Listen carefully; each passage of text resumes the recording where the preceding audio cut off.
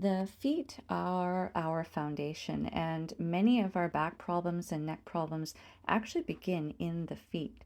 So, foot rolling is kind of an important practice to have, even if it's the only practice you could have.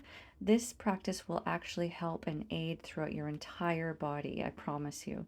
There are fascial lines, connective tissue, that literally go from the sole of the foot up to the top of your head.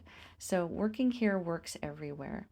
What I would do is take a ball that you like. It could be a squash ball, tennis ball, anything that feels right, and just kind of play with it. Explore sensation in your foot.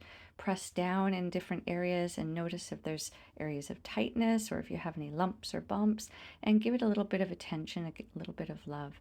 You can do things like press down as I was there, or rolling back and forth, whatever feels right. And then also moving your toes, trying to move your toes independently, moving a little bit with the arch and with the ankles.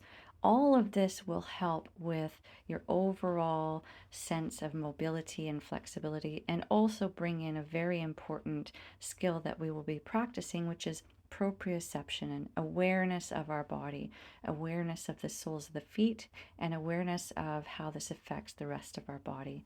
So enjoy this exploration.